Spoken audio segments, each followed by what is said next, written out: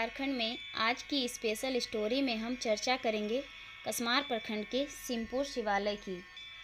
इस सुप्रसिद्ध प्राचीन शिवालय के प्रति श्रद्धालुओं में अगाध आस्था है। लोक मान्यताओं के अनुसार इस शिवलिंग की प्राप्ति 18वीं सदी में सिमपुर गांव के एक महतो परिवार में दही की हांडी में हुई थी। घर की महिलाएं इसे साधारण पत्थर और किसी की शरारत समझकर हर बार उसे दही की हांडी से निकालकर बाहर रख देती थी। कुछ दिनों तक यही सिलसिला चला। उसके बाद स्वर्गीय नूना ओझा नामक पुजारी ने इसकी पहचान शिवलिंग के रूप में की थी। इसका पता चलने पर खैराचातर सिमपुर के तत्कालीन स्थानीय राजा बाबू जगन्नाथ सिंह देव ने गांव के एक छोर पर विधिपूर्वक शिवलिंग को स्थापित कराया।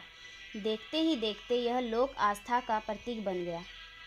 ऐसी मान्यता है कि सिमपुर के भोले बाबा की सच्चे दिल से पूजा करने वालों की मन की मुराद अवश्य पूरी होती है। अनेक चमत्कारिक घटनाओं को इसके प्रमाण के तौर पर देखा जाता है। जानकार लोग बताते हैं कि शिवलिंग स्थापित होने के कुछ समय बाद ही यहाँ भोक्ता पर्व मनाने की शुरुआत हुई। बाद में जनसहयोग से मंदिर का निर्माण हुआ। हाल ही में इस मंदिर का जीर्णोद्धार हुआ है। शिवालय के निकटवर्ती सायर बांध का भी इस मंदिर और भोक्ता पर्व के साथ गहरा नाता जुड़ा हुआ है। ऐसा कहा जाता है कि भगवान विश्वकर्मा ने इस तालाब का निर्माण रातों रात किया था। भोक्ता पर्व की कई परंपराएं इस तालाब के साथ जुड़ी हुई है। हालांकि कतिपय लोगों का यह मानना है कि यह पातालफोड़ शिवलिंग है और यही कारण है कि एक बार जब इसे दूसरी जगह पर स्थापित करने के उद्देश्य से इसकी खुदाई की गई तो शिवलिंग की था का कोई पता नहीं चल सका था। सिमपुर शिवालय में हर वर्ष चैत्र माह में मनाए जाने वाले भोक्ता पर्व की भी अपनी अलग विशेषता है। यह शिव भक्ति का अनोखा पर्व है। इसमें श्रद्धालु भगवान शिव को प्रसन्न करने के लिए कठोर उपासना करते हैं। इसके तहत अपने शरीर के अंगों को लोहे की कील से छिदवाते हैं।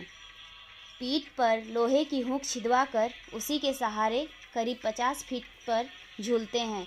दहकते आग पर चलते हैं। इन परंपराओं को देखने वो पूजा में शामिल होने के लिए जनसैलाब उमड़ पड़ता है।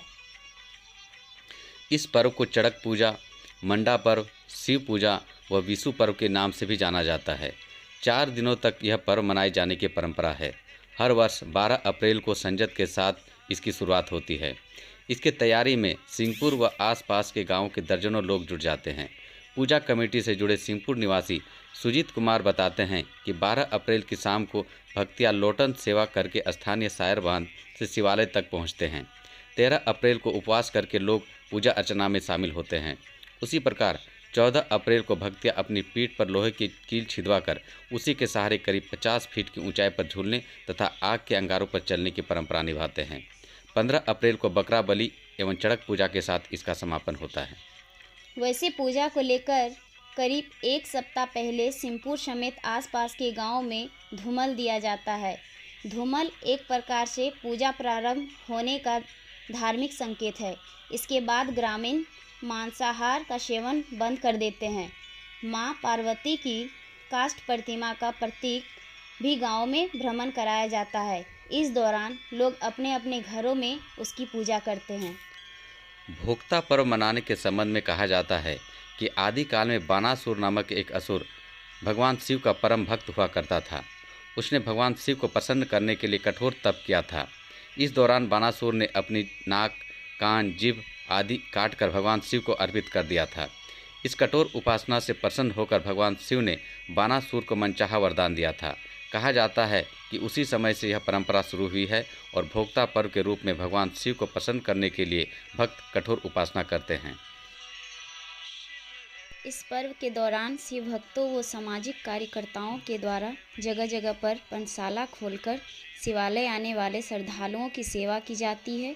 वहीं पूजा प्रारंभ होने से पहले सिमपुर इंटर कॉलेज के छात्र छात्राएं तथा गांव के अन्य लोग शिवालय परिसर समेत पूरे गांव की साफ सफाई करते हैं। सिमपुर के अलावा कसमार प्रखंड के पिड़गुल, बगदा के अजैया, कुलागुजू, मंजूरा, मधुकरपुर, हिस्सिम पहाड़ स्थित महादेव बेड़ा, त्रियोनाला आदि जगहों पर भी भोक्ता पर्व धूमधाम से मनाया जाता है। दोस्तों, अगर यह वीडियो पसंद आई हो तो प्लीज़ इसे लाइक और शेयर अवश्य करें। हेलो झारखंड के लिए दीपक मिठू सवाल की रिपोर्ट।